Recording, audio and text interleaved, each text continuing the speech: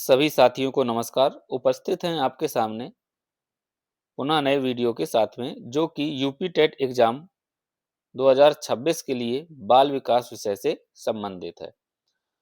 तो चलिए शुरू करते हैं आज का वीडियो। और आज का टॉपिक हम आपको बता दें कि संज्ञानात्मक विकास हम जीन पियाजे के अनुसार तो पढ़ चुके हैं। अब हमें देखना है ब्रूनर के अनुसार संज्ञानात्मक विकास और वाइगोट्स्की के अनुसार संज्ञानात्मक विकास क्या है, इन्होंने संज्ञानात्मक विकास के सिद्धांत में क्या बताया है। तो सबसे पहले हम देखेंगे ब्रूनर का संज्ञानात्मक विकास। क्या देखेंगे? ब्रूनर का संज्ञानात्मक विकास, ये हम समझने का प्रयास करेंगे। ब्रूनर का संज्ञानात्मक विकास, हम इसे समझने का प्रयास करेंगे कि ब्रूनर ने संज्ञानात्मक विकास के विषय में क्या बताया। तो चलिए देखते हैं ब्रूनर का संज्ञानात्मक विकास।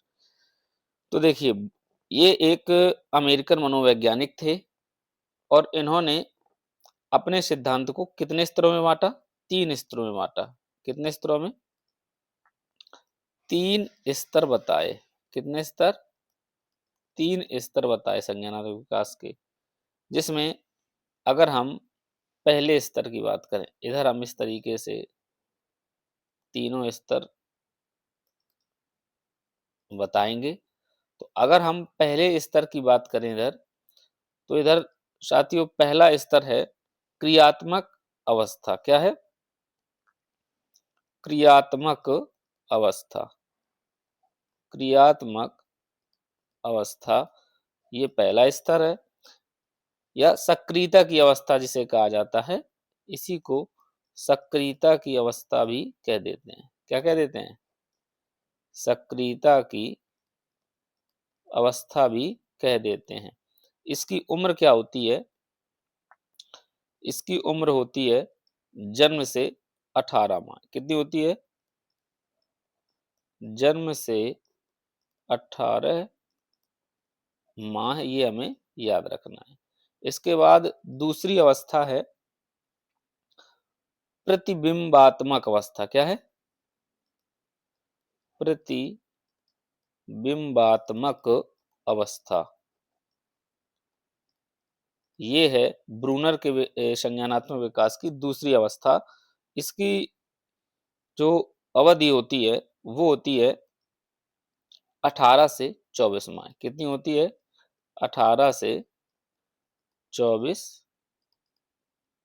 माह। इसी को हम दृश्य प्रतिमा की अवस्था भी कहते हैं। क्या कहते हैं? दृश्य प्रतिमा की अवस्था इसका दूसरा नाम है। तो ये हमें याद रखना है, दृश्य प्रतिमा की अवस्था।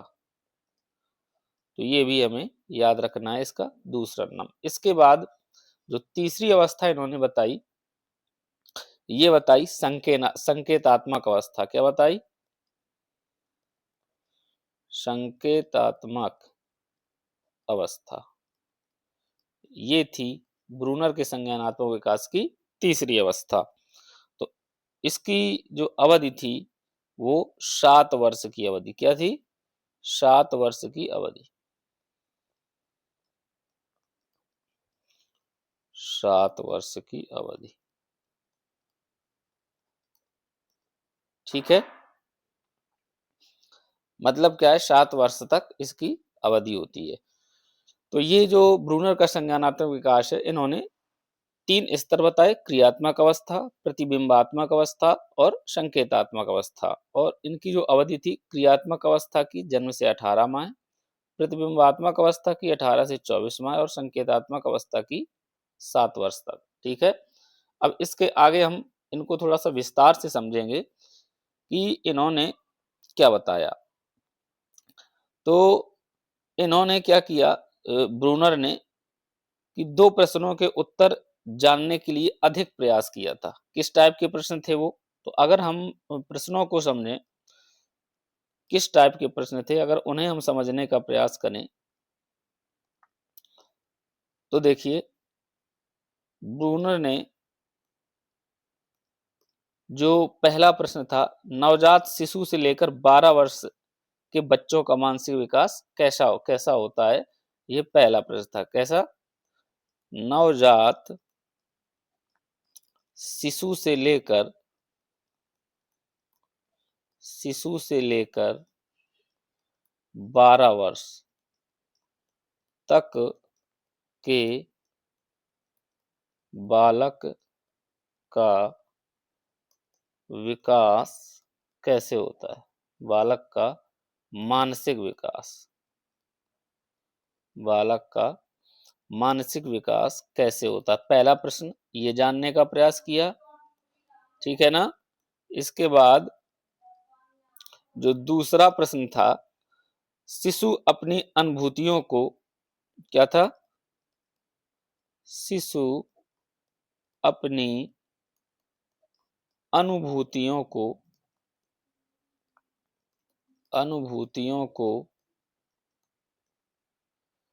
किस प्रकार किस प्रकार अभिव्यक्त करते हैं?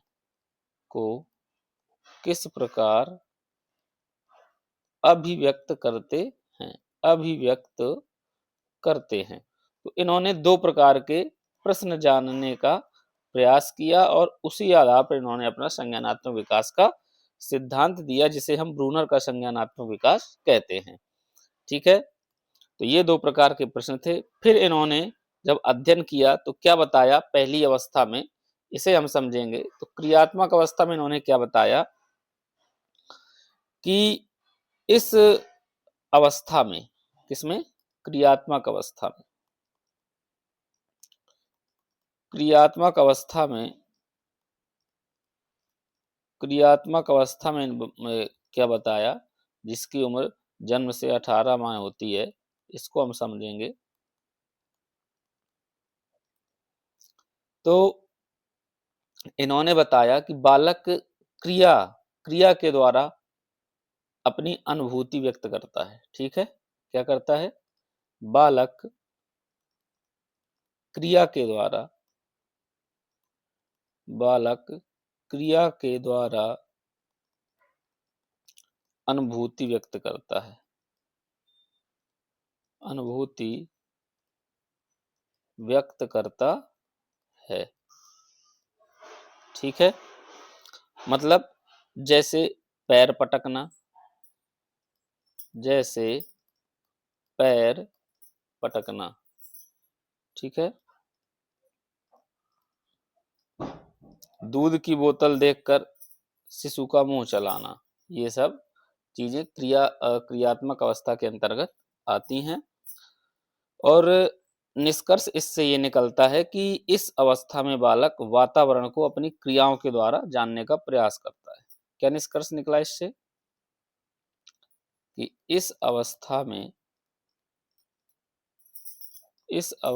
में बालक वातावरण को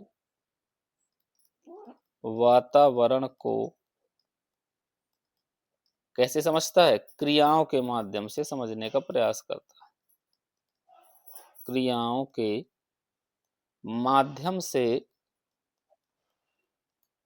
समझने का प्रयास करता है।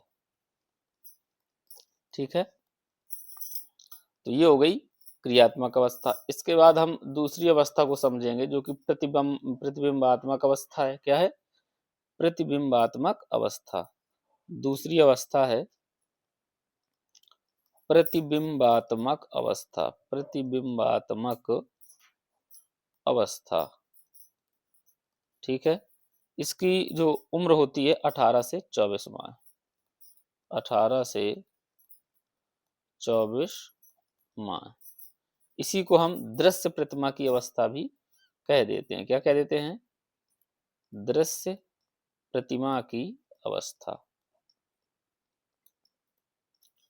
दृश्य प्रतिमा की अवस्था भी इसी को कह देते हैं। और इसमें क्या करता है? इसमें बालक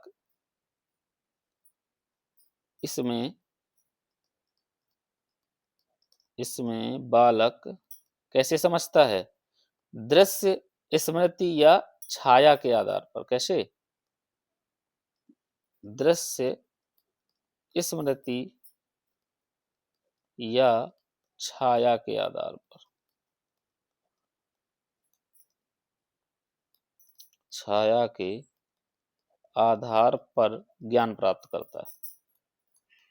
ज्ञान प्राप्त करता है।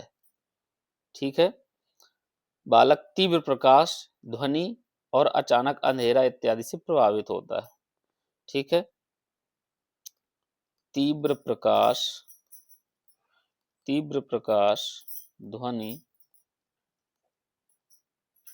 अंधेरे से प्रभावित होना, अंधेरे से प्रभावित होता है बालक इस अवस्था में। ठीक है। या इसका जो अगर निष्कर्ष निकालें हम, इसका निष्कर्ष क्या है? तो इसका निष्कर्ष है कि कुछ प्रतिमाएं बनाकर अपनी अनुभूतियों को व्यक्त करना चाहता है बालक। तो इसमें लिखेंगे हम, बालक कुछ प्रतिमाएं बनाकर, बालक कुछ प्रतिमाएं बनाकर अपनी अनुभूतियां व्यक्त करता है, अपनी अनुभूतियां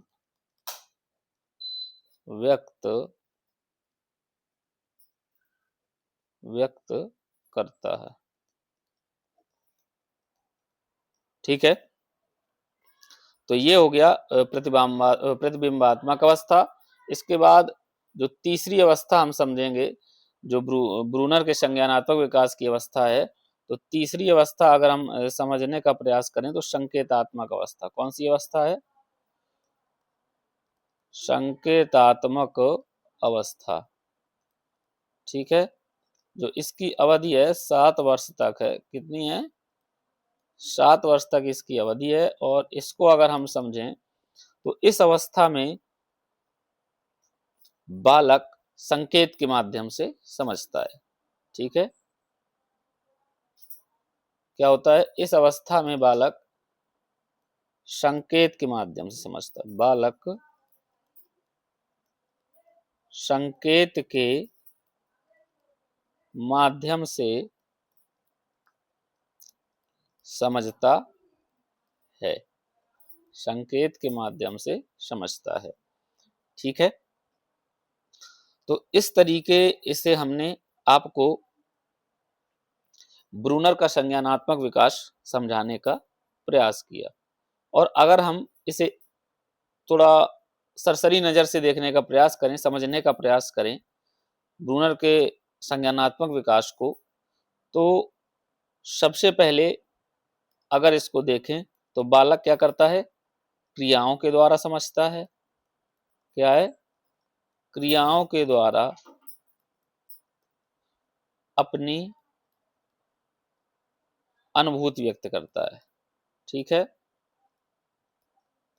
अपनी अनुभूति व्यक्त करना। इसके बाद दूसरा नंबर है प्रतिबिंबों के आधार पर अभिव्यक्ति करना, जैसा कि नाम ही है प्रतिबिंबात्मक अवस्था। तो प्रतिबिंबों के आधार पर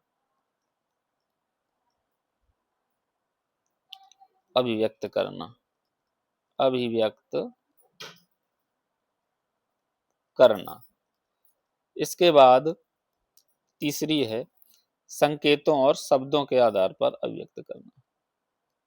संकेतों और शब्दों के आधार पर अभिव्यक्त करना, अभिव्यक्त करना। तो इस तरीके से साथियों हमने जेरोम ब्रूनर का संज्ञानात्मक विकास समझा। इसके बाद अब हम आगे देखेंगे वाइगोट्स्की का संज्ञानात्मक विकास का सिद्धांत। क्या देखेंगे? वाइगोट्स्की का संज्ञानात्मक विकास का सिद्धांत देखेंगे इधर। तो इसे समझने का प्रयास करें। ये ज्यादा बड़ा नहीं है। इसे अगर हम समझने का प्रयास करें, वाइगोट्स्की का संज्ञानात्मक विकास, वाइगोट्स्की का संज्ञानात्मक विकास, इसे हम समझेंगे कि वाइगोट्स्की ने संज्ञानात्मक विकास के बारे में क्या बताया। तो सबसे पहले इस सिद्धांत का एक दूसरा नाम है, इसे हम समझेंगे। तो इस सिद्धांत का दूसरा नाम क्या है? सामाजिक संस्कृति का सिद्धांत। क्या है? सामाजिक संस्कृति का सिद्धांत। अगर इस नाम से भी पूछा जाता है तो भी आपको बताना है कि ये सिद्धांत किसने दिया? वाइगोट्स्की, लेव वाइगोट्स्की ने दिया। और किससे रिलेटेड है? तो ये है संज्ञानात्मक विकास से रिलेटेड। तो ये हमें ध्यान रखना है, ठीक है। ब्रूनर का जिसमें 3 स्तर बताए हैं, ये किससे रिलेटेड है? तो ये भी संज्ञानात्मक विकास से ही रिलेटेड है। और वाइगोट्स्की ने देखिए क्या बताया अपने सिद्धांत में।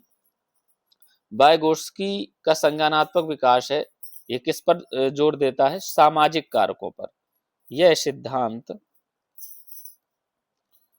सिद्धांत सामाजिक कारकों पर जोर देता है। किस पर जोर देता है? सामाजिक कारकों पर जोर देता है। सामाजिक कारकों पर जोर देता है, ठीक है। ये हमें याद रखना है। इन्होंने बताया कि बालक का संज्ञानात्मक विकास, क्या बताया? इन्होंने बताया बालक का संज्ञानात्मक विकास, बालक का संज्ञानात्मक विकास, बालक का संज्ञानात्मक विकास कैसे होता है? सामाजिक परिस्थिति में संपन्न होता है, ठीक है। सामाजिक परिस्थिति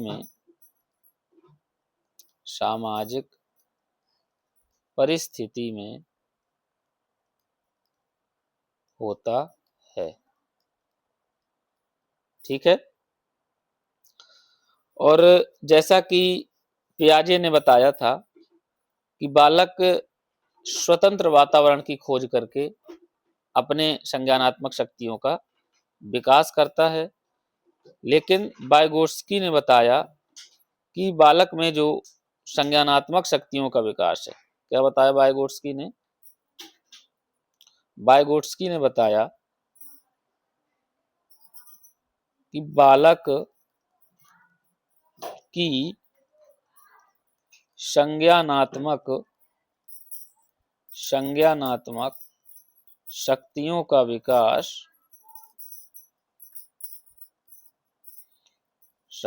विकास किन कारकों से होता है? तो इन्हें हम समझने का प्रयास करेंगे। निम्न कारकों से होता है, निम्न कारकों से होता है। इन्होंने कारक बताए, एक सामाजिक कारक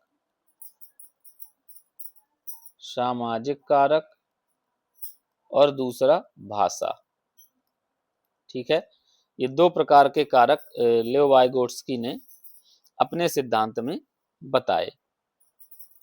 तो ये आपको याद रखना है कि लेव वाइगोट्स्की के सिद्धांत को सामाजिक संस्कृति का सिद्धांत भी कहा जाता है। और इन्होंने बालक के संज्ञानात्मक विकास के लिए समाज को बहुत ही महत्वपूर्ण माना है, और जो उसका संज्ञानात्मक विकास है वो समाज में ही समाप्त होता है, ये इन्होंने बताया। और जो ब्रूनर का संज्ञानात्मक विकास है, उन्होंने 3 स्तर बताए, जिसमें पहला क्रिया के द्वारा बालक अपनी अभिव्यक्ति करता है, दूसरा प्रतिबिंबों को देखकर या दृश्य देखकर अभिव्यक्त करता है, तीसरा है संकेतों को से समझकर। तो इस तरीके से साथियों हमने आपको संज्ञानात्मक विकास समझाने का प्रयास किया। आशा है सभी को वीडियो बहुत ही पसंद आया होगा, और मिलते हैं आपसे अगले वीडियो के साथ में। तब तक के लिए सभी लोग अपनी तैयारी बहुत ही अच्छे से करते रहिए, नमस्कार।